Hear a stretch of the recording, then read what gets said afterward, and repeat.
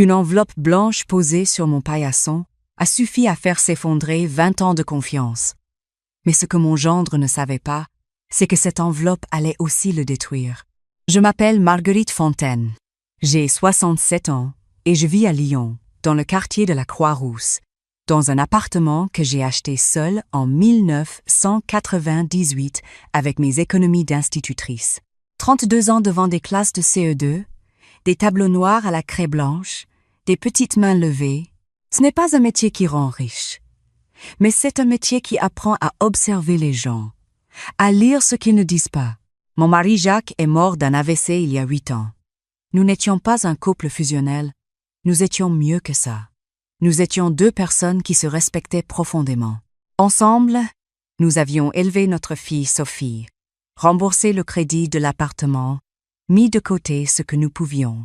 À sa mort, j'ai hérité de sa part de l'appartement, estimé à 210 000 € au moment du décès, de ses droits à pension et d'une assurance vie modeste. J'avais aussi mes propres économies, constituées sur 40 ans de petits virements mensuels vers un livret A, puis vers une assurance vie. En tout, j'avais de quoi vivre dignement jusqu'à la fin de mes jours sans dépendre de personne. Sophie était ma fierté. Brillante, douce, travailleuse. Elle avait fait des études de droit, obtenu un poste dans un cabinet à Grenoble, rencontré Éric lors d'un séminaire professionnel. Éric Mercier. Grand, les dents blanches, la poignée de main ferme, la blague facile. Je ne l'avais pas aimé. Tout de suite, il y avait quelque chose dans ses yeux, une façon de calculer avant de sourire, mais j'avais mis ça sur le compte de ma méfiance naturelle envers les inconnus. Sophie l'aimait. Cela me semblait suffisant. Ils s'étaient mariés en 2011. Belle cérémonie à la mairie de Grenoble, repas dans un domaine viticole de l'Isère. J'avais participé à hauteur de 8 000 € pour aider à financer la fête, parce que Sophie m'avait dit qu'ils démarraient ensemble et que chaque euro comptait. J'avais donné sans hésiter. Elle était ma fille unique. Les premières années, tout semblait bien aller. Il avait eu une fille, Camille, puis un fils, Thomas. Je montais à Grenoble tous les 2 mois. Je gardais les enfants pendant leurs vacances professionnelles. Je tricotais des pulls, j'apportais des Tupperware de gratin dauphinois et de tartes aux pommes. J'étais la grand-mère utile, disponible, aimante. Est-ce que j'étais heureuse ou est-ce que j'étais simplement occupée? Je ne me posais pas cette question à l'époque. Les demandes d'argent avaient commencé discrètement, 3 ans après le mariage. Éric avait voulu créer sa propre structure de conseil. Il était consultant en organisation et il manquait 15 000 € pour lancer la société. Sophie m'avait appelé, sa voix hésitante, embarrassée. Je sentais qu'elle n'était pas à l'aise. J'avais dit oui parce que c'était ma fille et non pas parce qu'Éric me l'avait demandé. J'avais fait un virement et n'en avais plus parlé. Puis, il y avait eu la voiture 9 000 € pour remplacer celle d'Éric après un accident. Puis les travaux de l'appartement 12 000 €, sous prétexte que l'installation électrique était défectueuse et dangereuse pour les enfants. À chaque fois, Sophie m'appelait avec cette voix tendue, et à chaque fois je donnais. Je ne notais rien, je ne calculais rien. C'était ma fille. C'est Hélène, mon amie de toujours, nous nous connaissions depuis la maternelle, ce qui vous donne une idée, qui avait dit un jour, autour d'un café dans ma cuisine, « Tu as déjà compté combien tu leur as donné en tout ?» J'avais haussé les épaules. Hélène avait insisté, les yeux sérieux.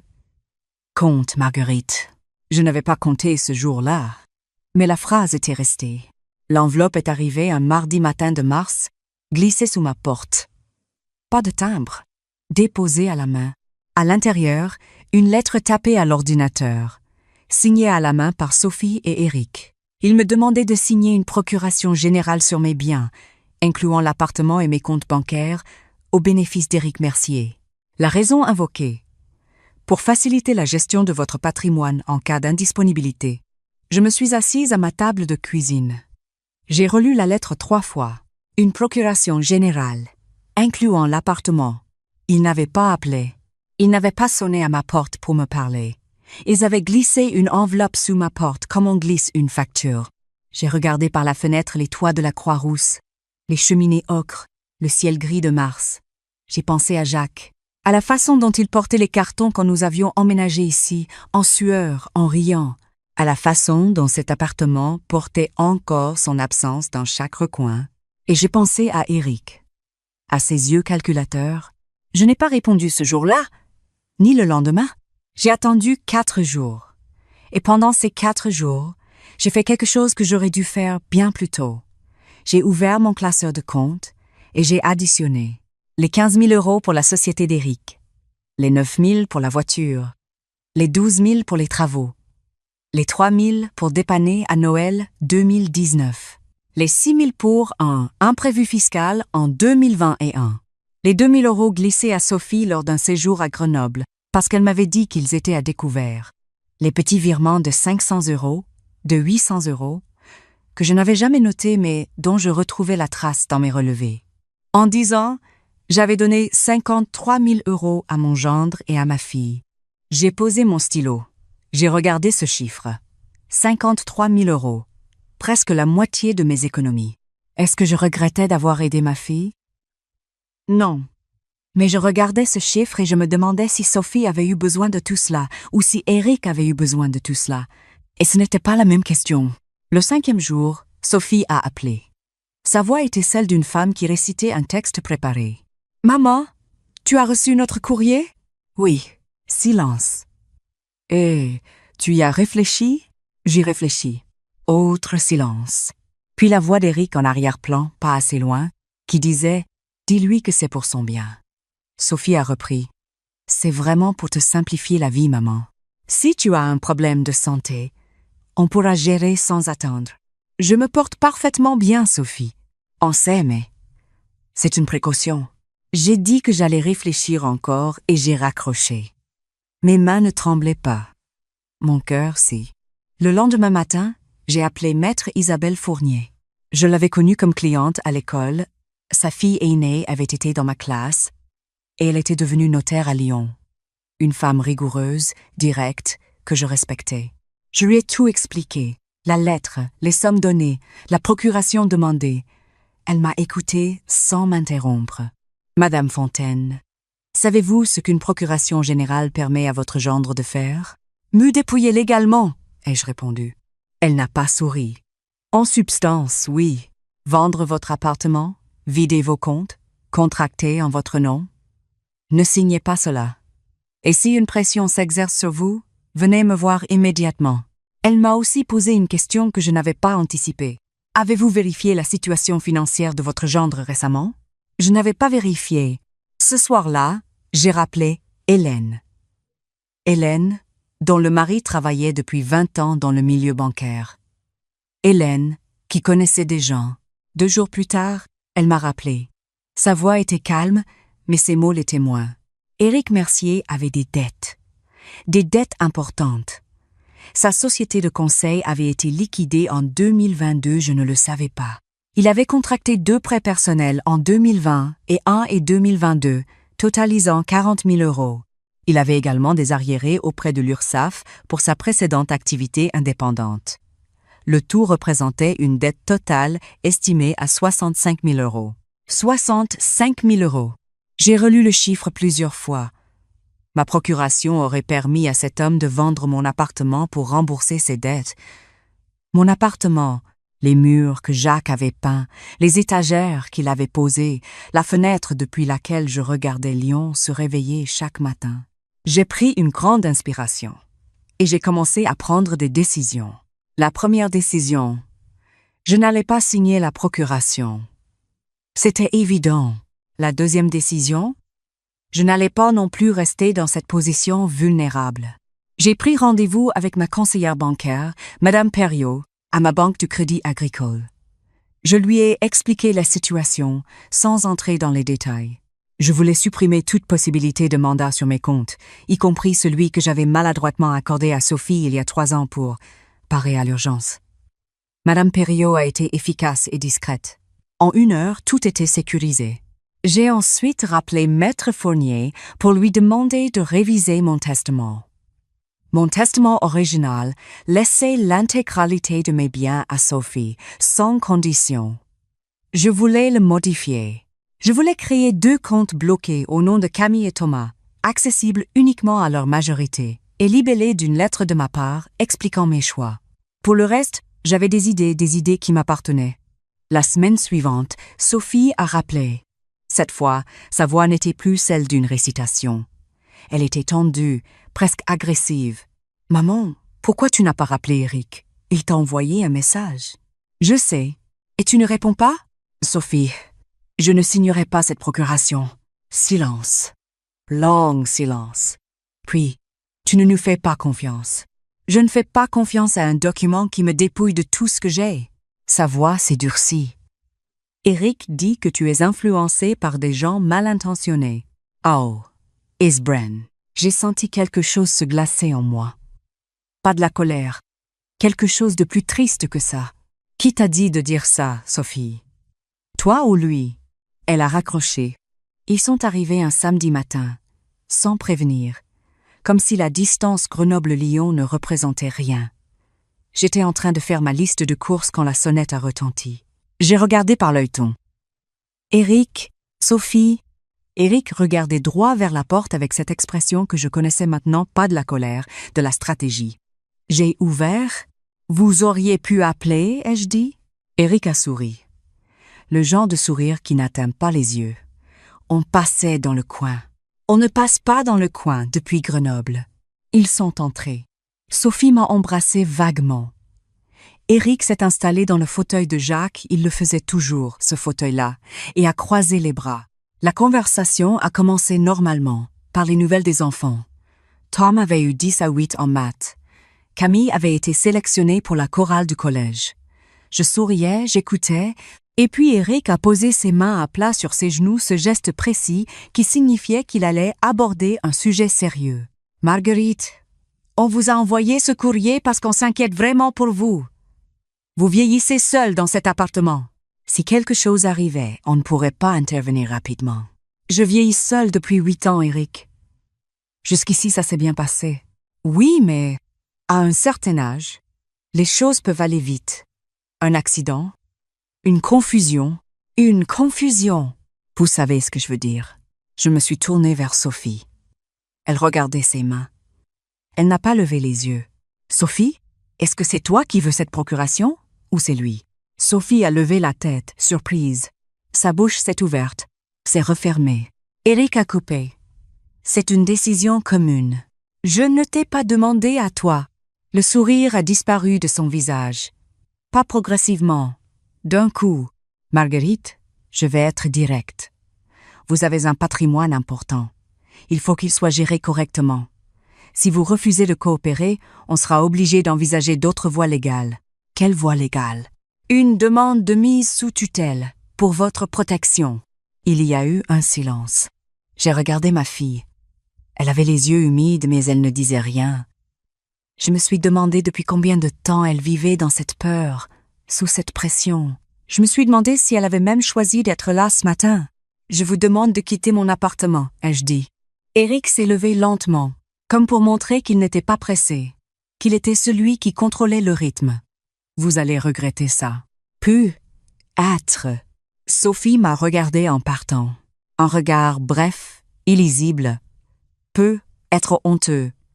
Peut être perdu. Je n'aurais pas su dire. J'ai fermé la porte. Je me suis assise dans le fauteuil de Jacques, mon fauteuil, maintenant, et j'ai attendu que mes mains arrêtent de trembler. Ce soir-là, j'ai appelé Maître Fournier pour lui signaler la menace de mise sous tutelle.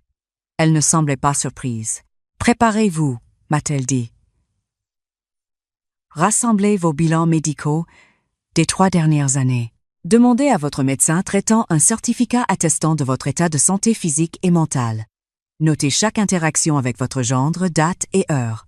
Si ça va au tribunal, nous aurons besoin de preuves. J'ai suivi ces conseils méthodiquement, comme j'avais autrefois préparé mes cours avec de la rigueur et sans précipitation. Le docteur Lepage, mon médecin depuis 20 ans, a rédigé son certificat en souriant. « Madame Fontaine, vous êtes en meilleure santé que la plupart de mes patients de 50 ans. » 3 semaines plus tard, la lettre du tribunal est arrivée. Eric avait effectivement déposé une requête auprès du juge des tutelles de Grenoble, demandant ma mise sous curatelle pour altération des facultés mentales et décisions financières susceptibles de mettre en danger son patrimoine. J'ai lu le document assis à ma table, la lumière du matin sur les mots. Mon propre gendre demandait à la justice de déclarer que je n'étais plus capable de gérer ma vie.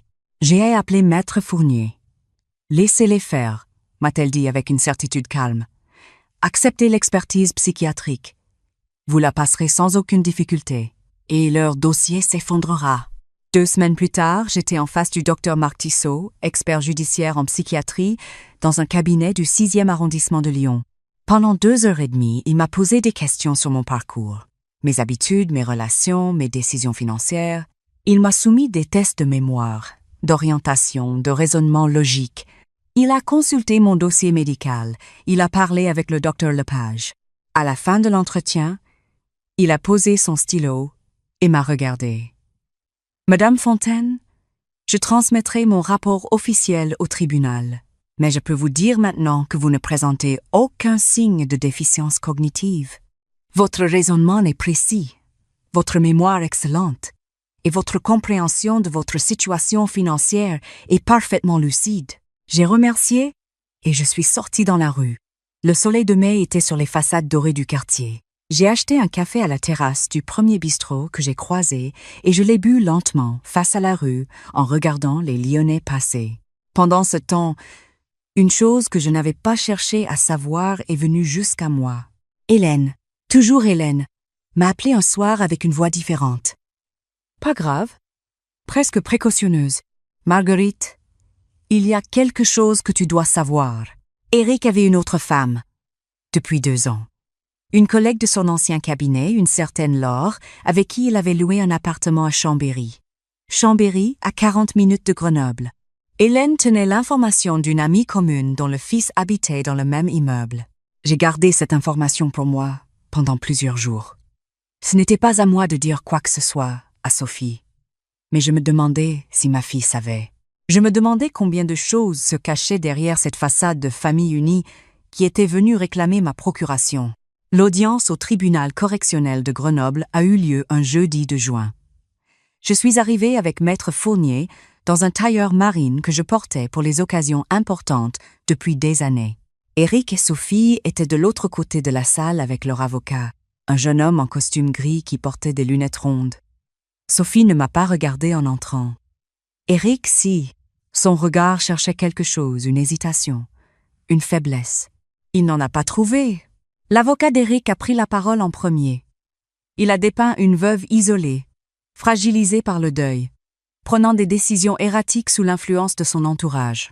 Il a cité le changement de testament, la clôture des mandats bancaires, le refus de signer la procuration comme autant de signes d'un jugement altéré. Puis le docteur Tissot a témoigné. En 20 minutes, il a exposé ses conclusions avec la précision d'un homme habitué aux tribunaux. Résultat cognitif au-dessus de la moyenne pour son groupe d'âge. Compréhension parfaite de sa situation financière. Capacité à expliquer clairement et de façon cohérente les motivations de chacune de ses décisions.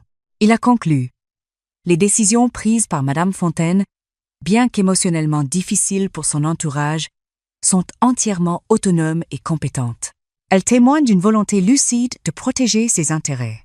La juge, une femme aux cheveux courts et au regard direct, s'est tournée vers Éric. « Monsieur Mercier, vous avez demandé à votre belle-mère une procuration générale sur l'ensemble de ses biens, incluant son bien immobilier principal.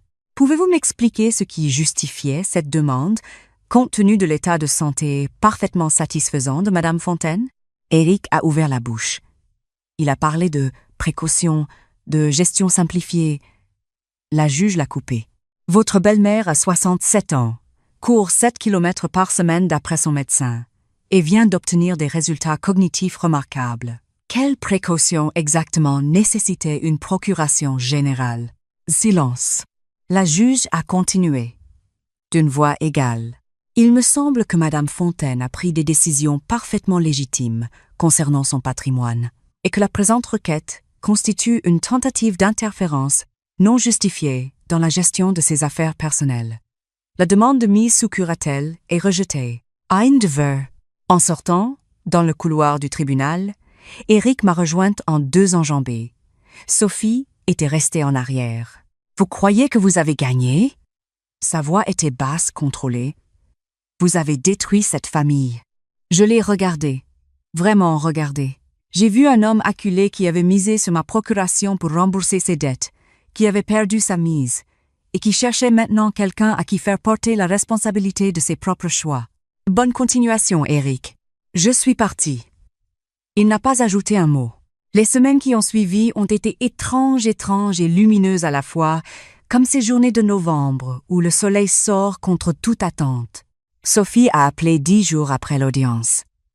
Une voix que je ne reconnaissais pas tout à fait, plus hésitante, plus jeune, comme si quelque chose s'était défait en elle. « Maman, je peux venir te voir? Seule. » Elle est arrivée un samedi après-midi.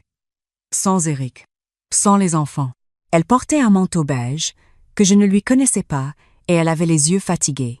Elle s'est assise en face de moi à la table de cuisine, comme quand elle avait 15 ans et qu'elle avait quelque chose de difficile à dire. Je ne savais pas pour les dettes.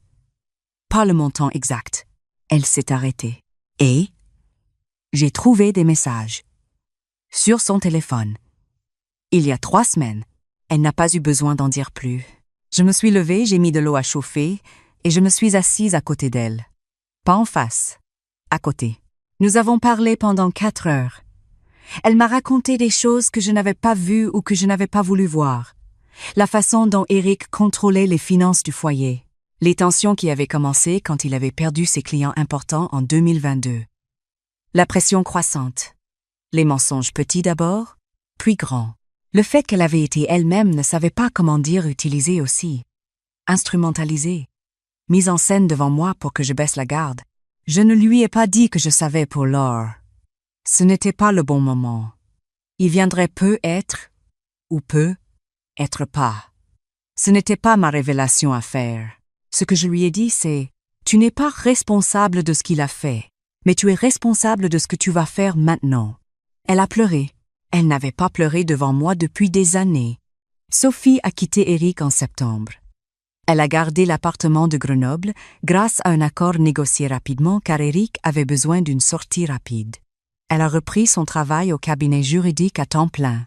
Elle m'appelait maintenant le dimanche soir, pas pour demander quelque chose, pour parler. Eric, de son côté, a déposé un dossier de surendettement auprès de la Banque de France en novembre.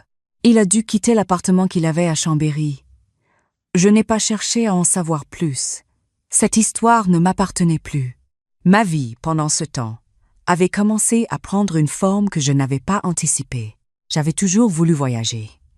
Mais avec Jacques, nous remettions à plus tard. Et après sa mort, l'idée d'un voyage seul m'avait semblé triste. Hélène m'avait proposé, au printemps, de partir 1 semaine en Bretagne, dans la région de Carnac. Nous avions pris le train depuis la Part-Dieu, loué une petite maison avec vue sur la mer à Quiberon et marché tous les jours sur les chemins côtiers. Je me souviens d'un matin en particulier. Nous marchions sur le sentier des douaniers, le vent dans le visage, la mer d'un vert profond en contrebas. Hélène avait dit « Tu réalises que tu aurais pu signer cette procuration ?» J'avais réfléchi. Oui, j'aurais pu, si l'enveloppe était arrivée 2 ans plus tôt, avant que je commence à voir certaines choses. J'aurais sans doute signé, parce que c'était ma fille et que je lui faisais confiance. Cette pensée m'a traversée comme un courant froid, puis elle est partie dans le vent. À mon retour à Lyon, j'avais repris l'aquarelle, une passion de jeunesse que j'avais abandonnée quand les enfants étaient arrivés, puis quand le travail avait tout pris. Il y avait un atelier le jeudi après-midi dans une galerie du Vieux-Lyon, animé par une artiste qui s'appelait Nora et qui avait 35 ans et une patience remarquable. Je m'y rendais chaque semaine, j'y avais rencontré des femmes de tous âges avec qui je buvais un verre après la séance. J'avais aussi fait quelque chose qui me tenait à cœur depuis longtemps. Dans mon immeuble vivait depuis 2 ans une jeune femme, Amandine, 26 ans, étudiante en 3e année de médecine. Elle travaillait le week-end dans un café pour payer son loyer et ses livres, et je l'entendais parfois rentrer tard, épuisée. Nous avions commencé à nous croiser dans l'escalier, puis à échanger quelques mots, puis à prendre un café. Elle m'avait parlé de son projet de stage en Afrique de l'Ouest, dans un programme de santé maternelle au Sénégal. Mais les frais n'étaient pas couverts par sa bourse. 6 000 €. Je lui ai proposé de les lui prêter sans intérêt, remboursable quand elle voudrait, ou jamais. Elle avait refusé 2 fois avant d'accepter. Les yeux brillants. Elle est partie en janvier. Elle m'envoie des photos depuis Dakar, des femmes souriantes, des enfants, des couleurs vives sur des bâtiments blanchis par le soleil. Pour Camille et Thomas, mes petits-enfants, j'avais ouvert 2 contrats d'épargne, l'un chez le Crédit Mutuel, l'autre en assurance vie, que j'alimentais modestement chaque mois. Ils ne les toucheront qu'à leurs 10 à 8 ans. Dans chaque dossier, j'ai glissé une lettre. Pas une lettre qui explique mes choix familiaux, je n'avais pas à les mêler à ça. Une lettre qui leur parle de Jacques, de ce qu'il était, de comment nous avions construit quelque chose ensemble à partir de rien. Une lettre qui leur dit que l'argent qu'ils trouveront là a été mis de côté avec amour, pas avec peur. Camille et Thomas viennent me voir un samedi sur 2. Sophie les dépose, parfois entre et prend un café, parfois repart directement. Nous sommes en train de reconstruire quelque chose, elle et moi lentement, prudemment, comme on recoud un tissu délicat. Il faut du temps. Je ne suis pas pressée. Le mois dernier, Tom me demandait pourquoi on ne voyait plus grand-père Eric. Il a 10 ans. J'ai cherché mes mots. Je lui ai dit « Parfois les adultes prennent des chemins différents, et c'est triste, mais chacun fait de son mieux. » Il a hoché la tête avec le sérieux soudain des enfants qui comprennent plus qu'on ne leur dit. Camille, elle, a 11 ans et l'œil vif de sa mère quand elle avait cet âge. Elle regardait mes aquarelles la semaine dernière, disposées sur la table du salon, et elle a dit « Mamie, tu peins trop bien. » J'ai ri. Ça m'a fait du bien. Aujourd'hui, assise sur mon balcon avec mon café du matin, je regarde les toits de la Croix-Rousse sous un ciel de mars clair et froid. Cet appartement est toujours le mien. Ces murs sont toujours ceux que Jacques et moi avons choisis ensemble. Personne ne me les a pris. Je pense souvent à ce que j'aurais répondu si on m'avait demandé, avant tout ça, si je me sentais vulnérable. J'aurais dit non, bien sûr.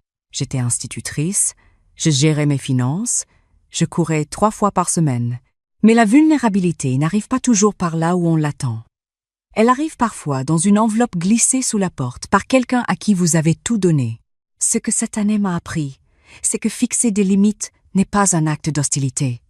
C'est un acte de clarté, qu'on peut aimer sa fille et refuser d'être la caution de son mari, qu'on peut vouloir le bonheur de ses petits-enfants et ne pas se laisser en prendre en otage, que la générosité qui n'est pas librement choisie n'est plus de la générosité, c'est de la peur habillée en amour. Je n'attends plus rien d'Éric. Je n'ai plus de haine non plus. Il avait des dettes, il avait peur, et il a fait des choses que je ne lui pardonnerai peu, être pas, mais que je comprends comme on comprend une catastrophe naturelle, ça s'est produit, ça m'a traversé. Et je suis encore là. Ce qui m'a surprise dans tout ça, c'est la légèreté. Je ne savais pas qu'on pouvait se sentir aussi légère à 67 ans. Si cette histoire vous a touché, dites-le moi dans les commentaires. Dites-moi d'où vous regardez. Et dites-moi, qu'est-ce que vous auriez fait à ma place? Il n'y a pas de bonne réponse, je crois. Il y a juste des choix qu'on fait quand on cesse d'avoir peur. N'oubliez pas de regarder la prochaine vidéo qui apparaît sur votre écran. Ce que cette femme a découvert après 30 ans de mariage vous laissera sans voix